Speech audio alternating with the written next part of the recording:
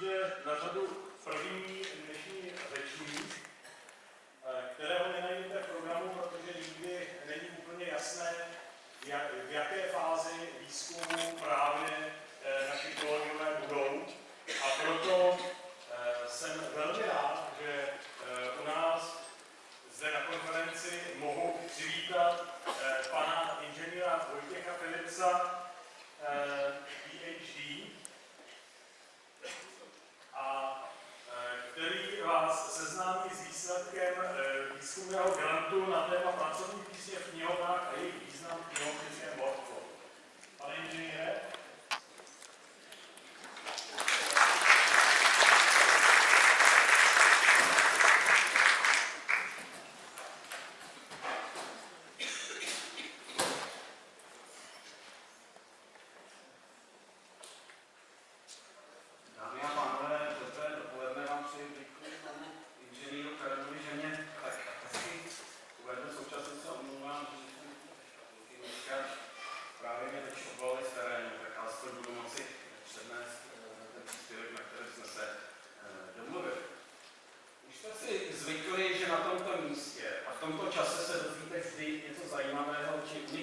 Z našich výzkumných laboratoří.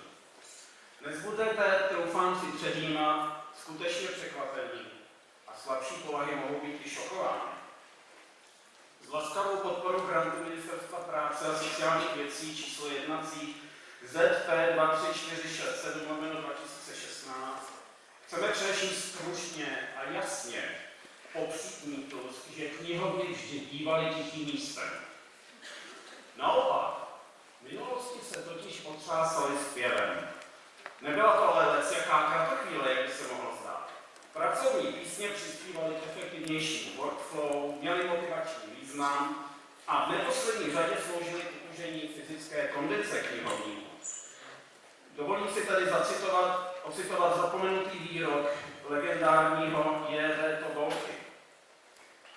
Bez zpěvu knihovnictvo české zprostlo a zpustlo. Tak to je posíleno na duchu i na těle.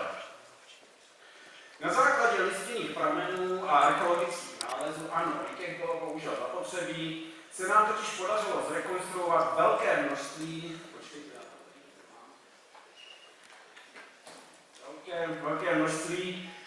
celkem 5 pracovních knihovnických písní domácích a 1 zahraniční. Celkem přirozeně se liší textem a tempem, přirozeně podle toho, o jakou knihovnickou činnost jde. Tak si přiznám, že takhle vlažnou reakci jsem nečekal. Jsem se nějaké obdivné zvyknutí, že se aspoň objeví. No, budiš, pokračujeme tady dále.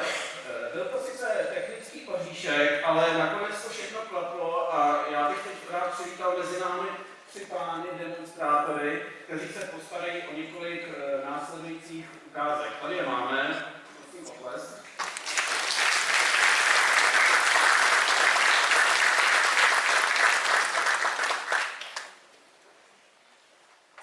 No a pokud půjde o 6 ukázek, 5 domácích a 1 zahraniční.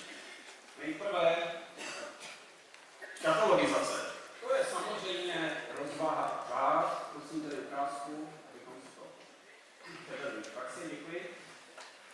Zvládla babka 4 svazky a děnoušek jen 2. Dej mu, babko, 1 svazek, dáte normu oba.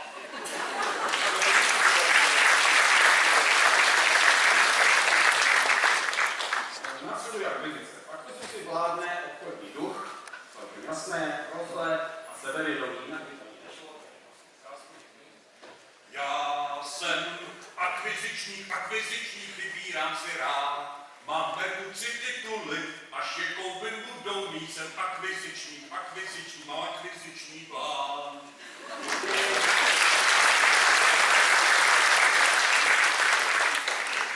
Další ukázka se týká restaurování. To je, jak jistě dobře víte, jemná a náročná práce a také je třeba víry, že vše dobře dopadne vzdor čekaným i nečekaným obtížím. Prosím ukázku.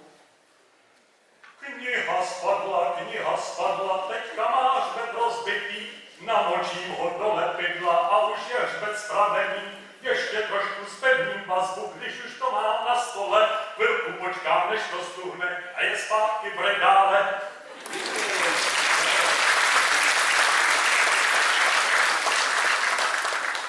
Kontroverzní ukázka pohledávky. Co k tomu říci? V každém případě přísnost, rozhodnost, občas rezignace, ale v každém případě na servítky není místo. Prosím, ukázka. Andulko Šafářová, absenčky nemáš doma, knihy jsou v Jo, já jsem asi špatně podíval, ne, to je skutečně jenom interní píseň nebo nějaký návrh, který nám nechci unikl, ale aspoň jste si udělali trošku obrátky. Děkuji, paní kolegovi. Tak, dál. Výpoční služby. Tady se ochota bije s lítostí, ale nedivíme se. Prosím, ukázku. Nešťastný výpůjční pultíček, nešťastný výpůjční pult, nešťastný výpůjční pultíček, nešťastný výpůjční pult. Když jsem šel okolo, srdce mě bolelo, sekal se tam někdo furt. Když jsem šel okolo, srdce mě bolelo, přebíhal tam někdo furt.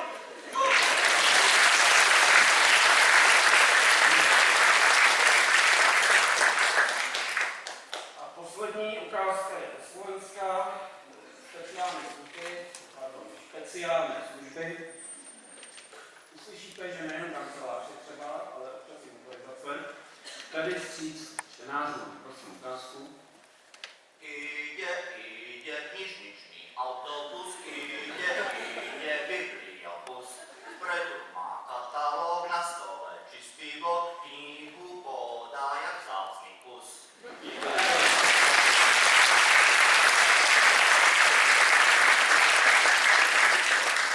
Děkujeme společně pánu za ukázky, bylo to velmi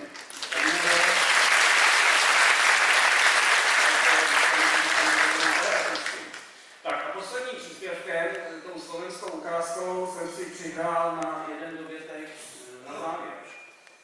Po otevření druhé fronty ve Francii v červnu 1944 tehdy velmi významná americká knihovnická asociace z podnětu velitelky jedné vojenské polní knihovny, Jane Havlicekové, která je mimochodem českého původu, který máme, tohle je obrázek z Westminster Papers,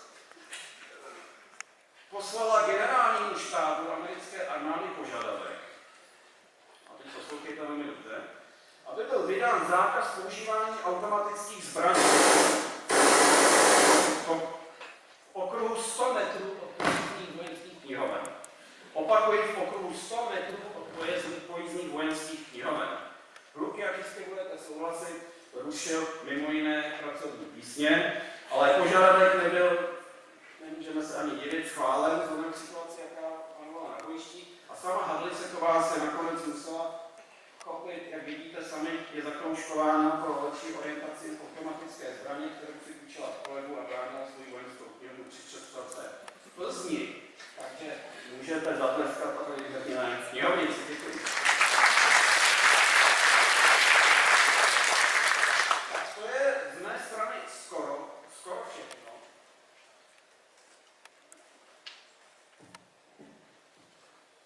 Já vám děkuji za potlesk, který se přece nakonec dostavil. Ale kdybyste bývali věděli, co máme ještě za úhlem, tak byste asi bývali netleskali tak zvesela. Já vás nebudu dlouho napínat. Ti z vás, kteří na Informu chodí pravidelně, jak víte, že rok co rok vás bavíme. A podle čeho vás to těší. A nás zase těší, že vás to těší. Ale letos to bude jinak. Letos to bude, vnímám to další, tady, totiž budete bavit nás. Takže prosím pana kolegu, pana docenta Kadlečka, aby se ujal slova a pokračoval ve výkladu, který bedlivě prosím sledujte. Děkuji. Milí přátelé, přikročme k historické rekonstrukci typické knihovní pracovní místě. Ono z muzikologického hlediska se jednalo o velmi jednoduché popěvky, rytmus byl snadný, čtvrťový, tónina, veselá, durová. Pravda, byly situace, v některých dnech pravidelně se ozývaly i tóniny hezké, zadumané, smutné, bylo to obvykle ve výplatní den. Ovšem dnes je situace jiná, proto náš pracovní song uslyšíme v jásavé tónině E-dur. Celý workflow si ukážeme na jednoduchém příkladu lineárního posunu knih v řadách. Prosím hostesky a také pány pomocné donašeče, aby rozdali knihovní jednotky do jednotlivých řad.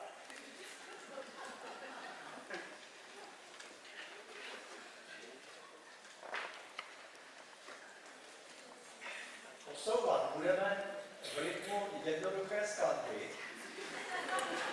jejíž text, a nevidíme, nevadí, já vám ho objasním, je velmi snadný. Sledujte rytmus. Hop tam s knihou, hned mi podej druhou, hop tam s knihou, hned mi podej druhou, hop tam s knihou, hned mi podej druhou, tahle fronta nesmí skončit další. 3, 4, dokončil jsem rytmus. Ještě to uslyšíme znovu, vyzkoušíme si to i s orchestrem, až páni muzikanti budou připraveni.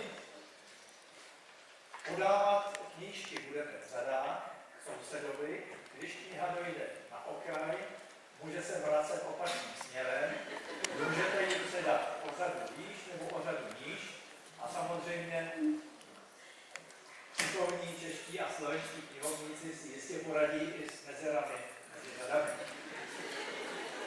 Hlavní přátelé je rytmus a váš jásavý zpěv. Budeme zpívat společně. Nyní si to vyzkoušíme s orchestrem. Sledujte prosím rytmus Vozembouchu. V tomto rytmu budeme knihy podávat. Pane Ladislave, jste připraven? Páni muzikanti? 3, 4. Hop tam s knihou, hned mi podej druhou. Hop tam s knihou, hned mi podej druhou. Hop tam s knihou, hned mi podej druhou. Tahle fronta nesmí skončit další. Výborně. Nyní řekne zaznít onu jásavou pracovní knihovní píseň. Plné krásy.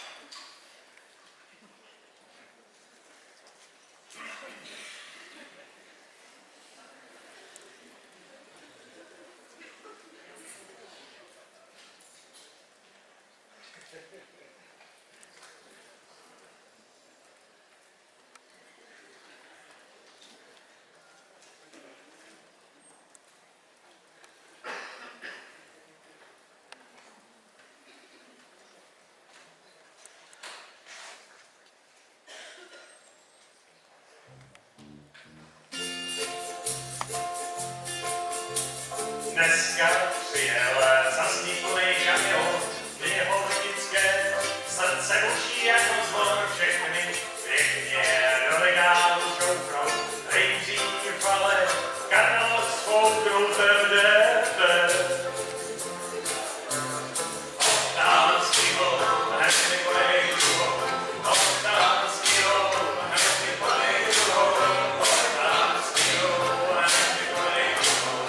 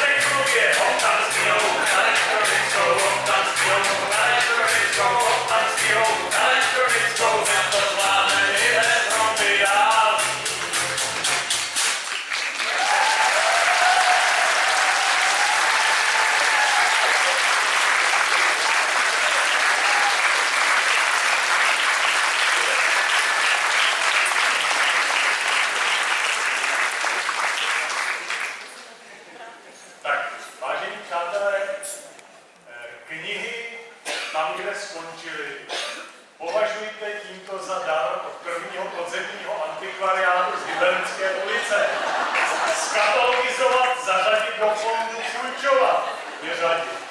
Děkuji.